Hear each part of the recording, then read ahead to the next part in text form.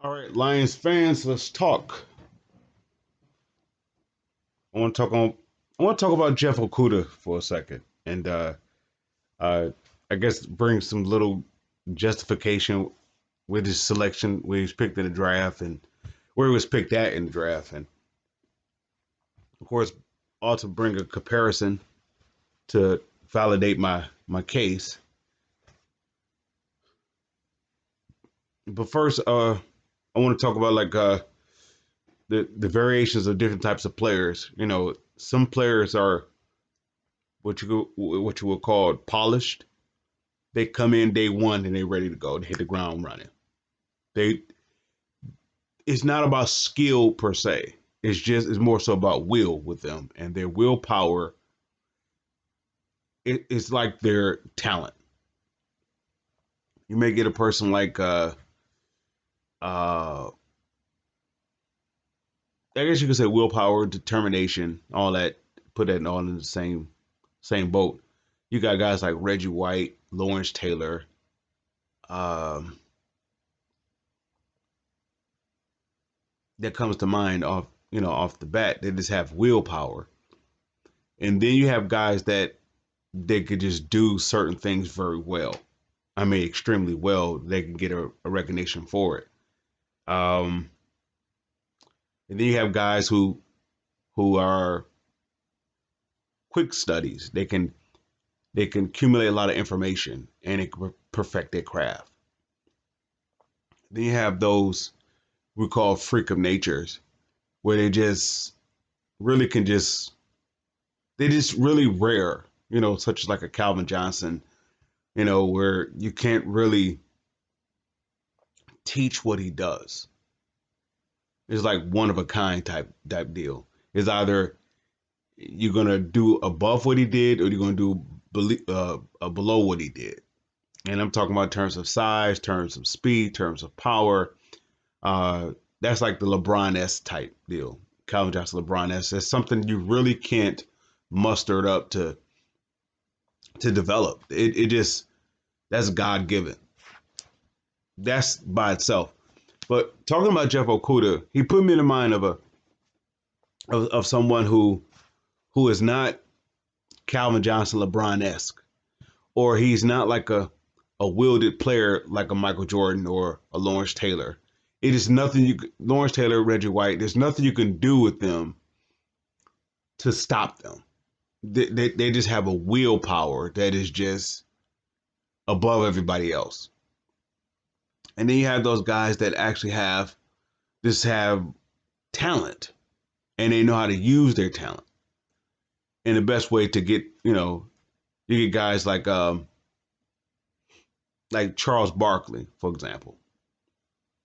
And you could throw Shaquille O'Neal with the same bracket with the Calvin Johnson and the LeBron James. You could throw it in there. Those guys don't really get high marks for me. They already have something that's above everybody else, and either they're the most strongest, powerful, tallest, fastest, whatever the case may be, or they're a combination of all of the above. So they don't really get high marks of being, like special. That's like saying Wilt Chamberlain shouldn't be like one of the top five centers of all time. He was rare. He was an athletic freak, as well as he was tall out good good he was tall, um of all outdoors, taller than all of outdoors, and at the same time he was at a time where it wasn't really anybody that can match him physically. So um but I say all that to make my case for Jeff Okudah. And where do I place Jeff Okudah? You get a guy like that's a technician. And when you talk about technicians, you're talking about those that study their craft. They just really, really, really. Two guys, I want to say three. Well, I'm going to say two to three guys come to mind. You have a guy like Larry Fitzgerald. And that's Larry Fitzgerald. Yeah, is it Larry Fitzgerald?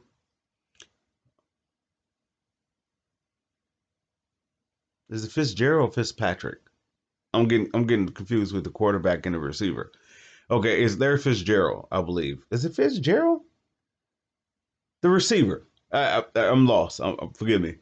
And and then you have a guy like Chris Carter. Those are guys that perfected their craft. I mean, they just worked hard. Like a guy like Marvin Harrison, and they just perfected their craft, and they became one of the greats for doing it. But then there's a one of the greats that study their craft and everything else, and they have a icing go on top, and their IQ just that much above everybody else, and this is where the Kobe Bryant comes in at. So I say Okudah is more like the Chris Carters, uh um the Fitz of the world, and I say that because he's a quick study. He's smart. He's with that he's with that Kobe Bryant type. He's really, really, really, really, really, really smart. Really smart. Where his best asset is his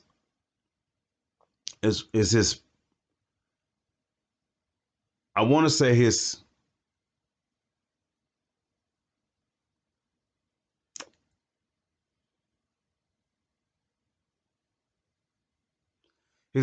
he has this. Oh, 1 second. Excuse me. 1 second. Okay. Well, I was talking about Jeff Okudah, and I want to make some adjustments to what I was saying, and you could throw Jerry Rice with the Kobe Bryants of the world, right? They just worked really, really worked at their craft. They really, really, really worked at their craft. And when I was talking about the freaks of nature, I've got two individuals that I could throw in there. I could throw Bo Jackson in there as freaks of natures. They just you really can't create what they are. It just really rare, really rare. So Bo Jackson, Lawrence Taylor, not no, forgive me. Yeah, Bo Jackson, LeBron James, Calvin Johnson. They are like really freaks of nature to have that size, strength, and IQ. They just really, really, really special breeds.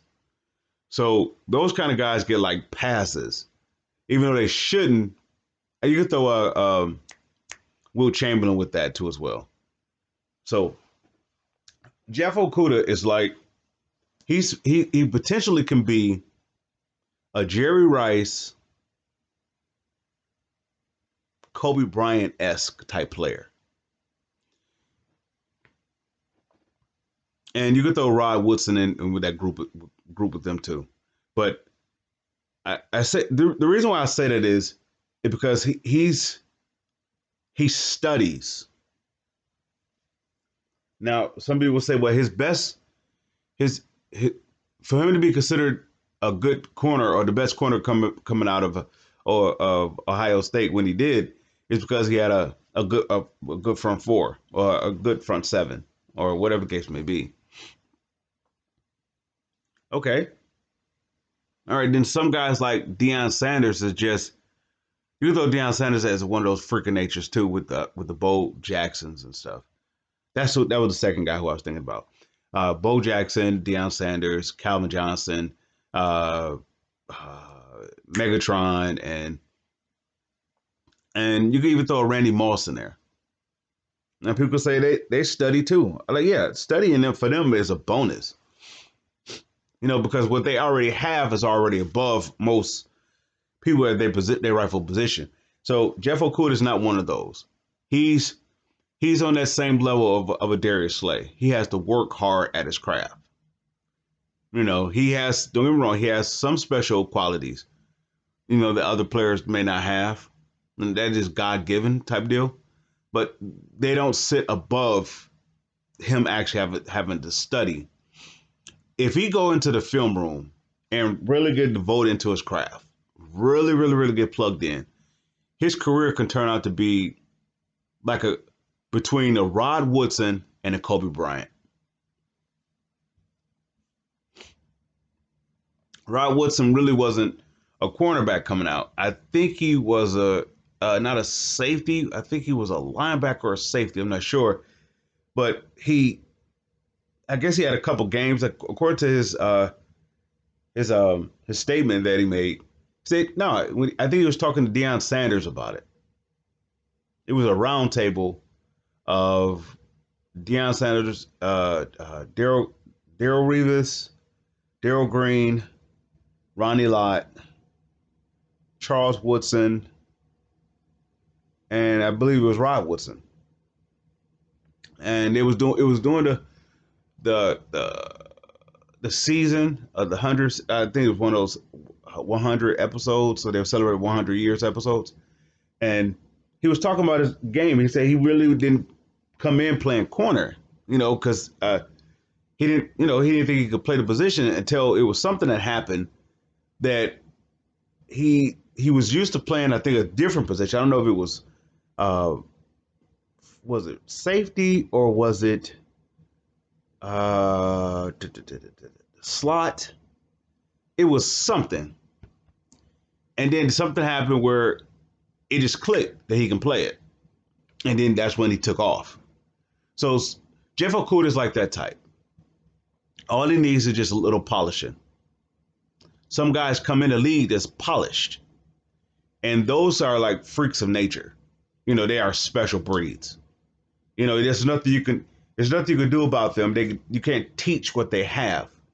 They just come in, and what they have is not really seen before, and so they automatically have the advantage because everybody's trying to catch up to what they have based upon what they don't have. Excuse me. So I just want to say a little spill about Jeff Okudah. Jeff Okudah is going to be all right. He just needs the right teaching. That's all it is. A guy like to another in another way for me to make my case. When you get a guy like Patricia, Patricia wasn't ready to coach. And when let me rephrase that. He wasn't ready to have the total reins of all decision making. He wasn't ready for that. Now he could be a good to great coordinator or a good assistant coach per se.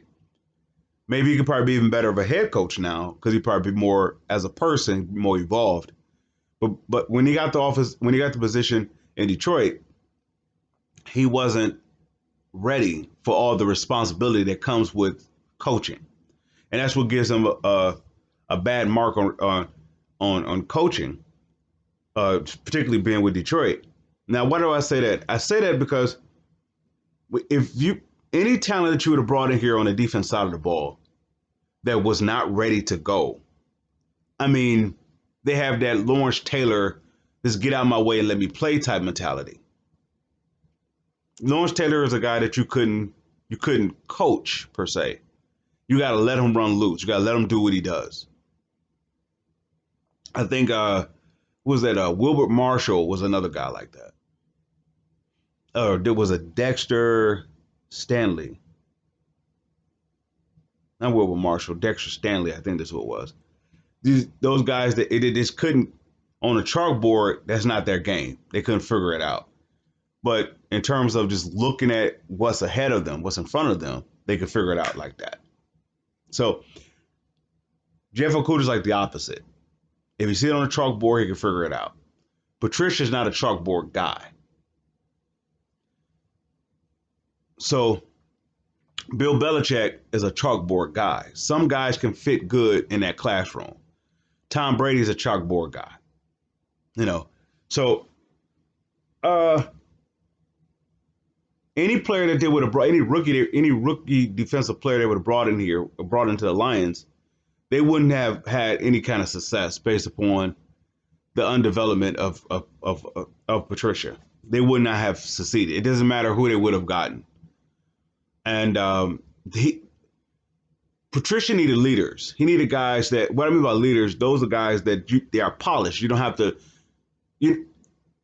they just ready to go and they're ready to lead like a franchise, whatever. This is where you get a guy such as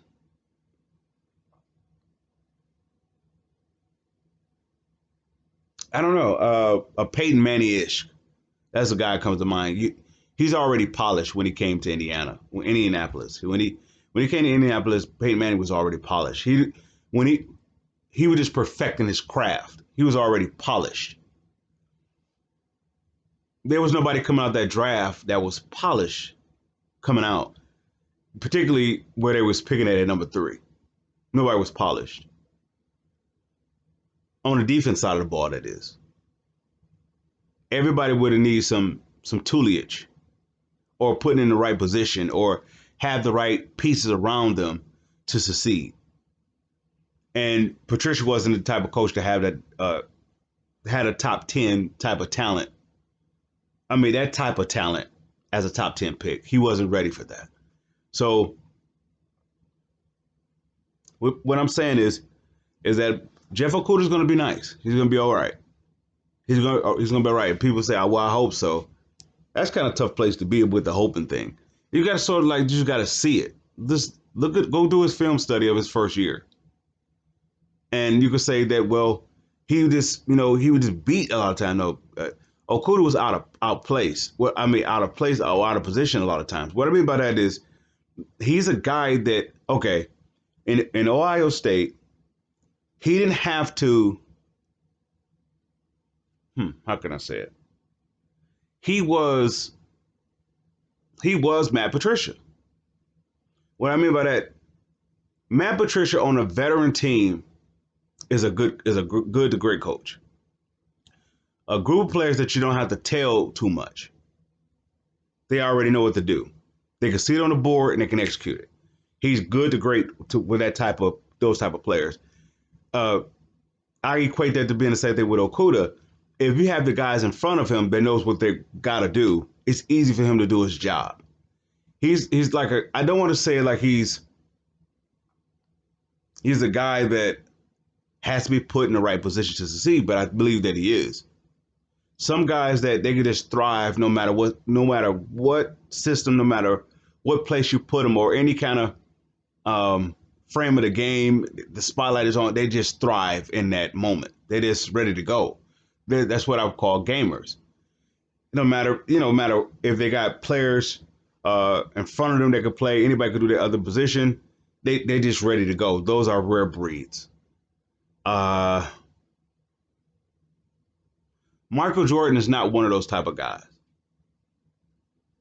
that he's ready to go without talent around him. He has to have somebody to lean on. Somebody can say, well, that's everybody has that. There are some people that, like, for example, Barry Sanders didn't really have anybody to lean on. We could say people like Bo Jackson didn't have anybody to lean on. We say, he had Marcus Allen. No, Marcus Allen was a benefit off of Bo Jackson, even though Marcus Allen, I believe, was there before he got there. But anyway, some guys, you don't have to, they just could carry their own weight. If you got them some help, they're just going to show how great they are. Really, really, really great they are. Charles Barkley is another guy that you didn't, if you gave him some help, he'd have done better. But Charles Barkley is a guy that did it by himself. So I don't know if anybody can make any sense about what I'm trying to say. Overall, what I'm saying is there's different types of players, and coming to the Lions, they don't have I don't know if anything is established yet or is in the process of being established, but in times past, they didn't have any much of a foundation or of an identity foundation in any position, how to put a player in to plug and play. I don't think they had a system for that. And by Matt Patricia being undeveloped himself as whatever, of all the responsibility as a head coach, that to be a head coach, it takes maturity. What I mean by maturity, you really can't be in your own way. And you have to be able to reach for the stars, so to speak. And that's where a lot of studying and a lot of whatever. And those the ones that can study, those the ones that can do it, they are the great ones. That's how you get they can go any place and they can succeed. They don't set for example, and what I mean by any place, they can go to any situation and succeed, regardless if we got the best players or the least of players. They can be successful. Those are rare head coaches. Patricia's not one of them. So they need at the time that they got Patricia, they needed a Bill Belichick because this franchise didn't have a direction of a template how to be.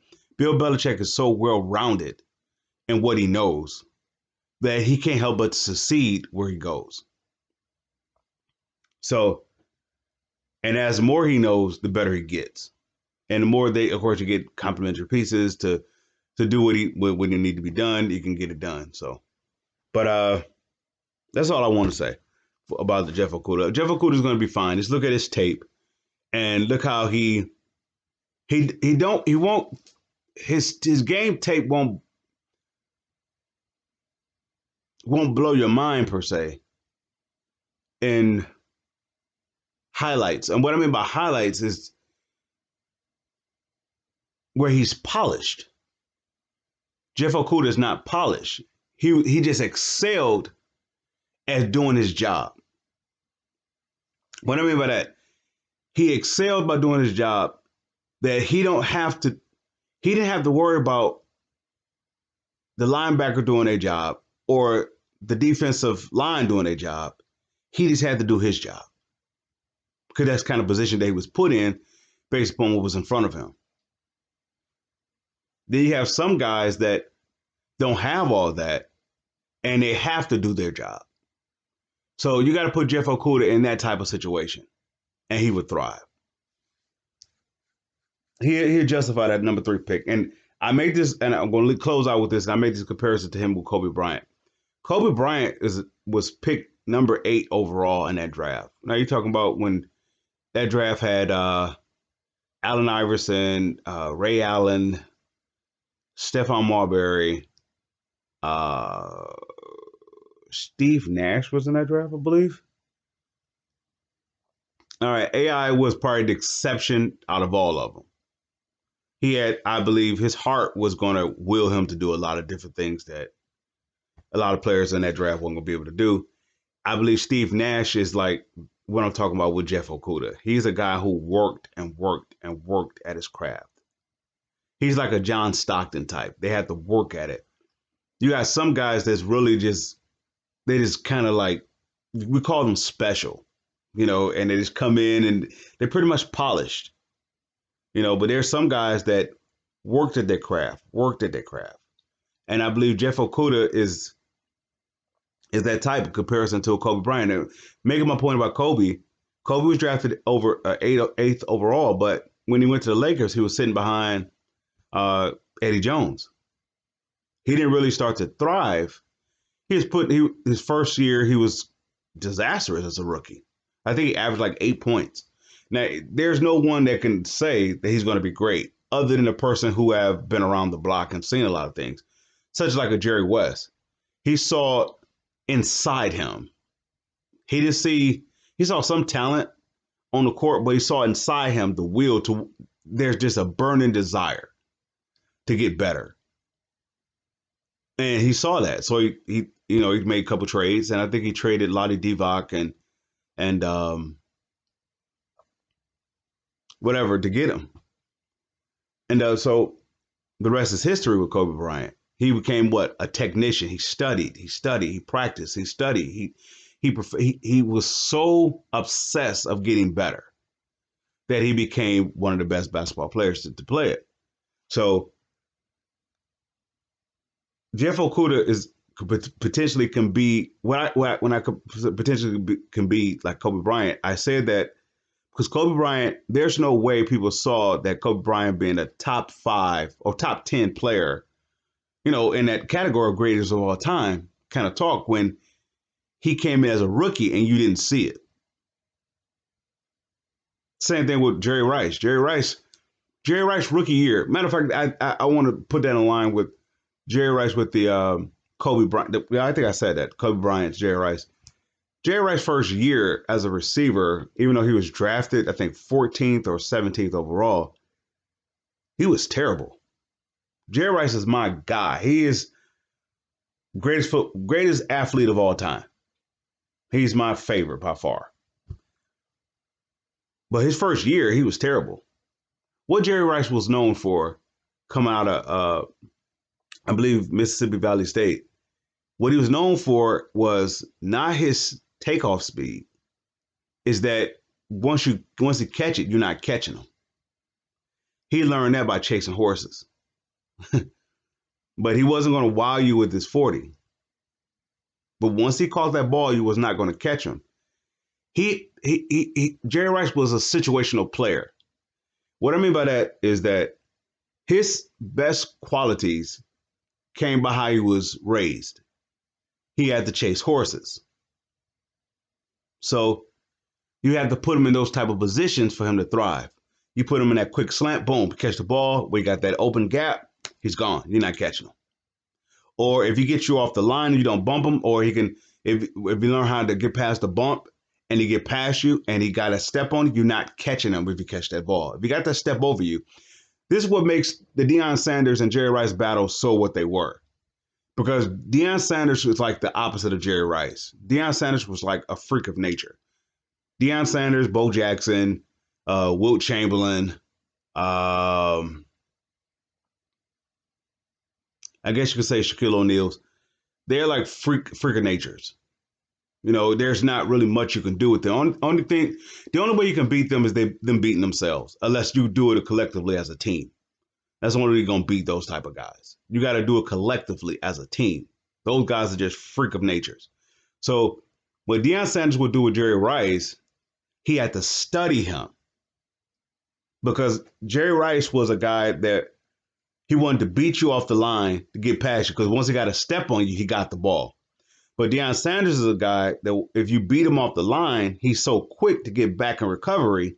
His recovery speed is just as good as his track speed, you know. So that's what made Deion Sanders so good. But this is where the quarterback and the receiver has to be on the same page. This is where it takes a collective as a team to beat a guy like Deion Sanders. He's a freak of nature.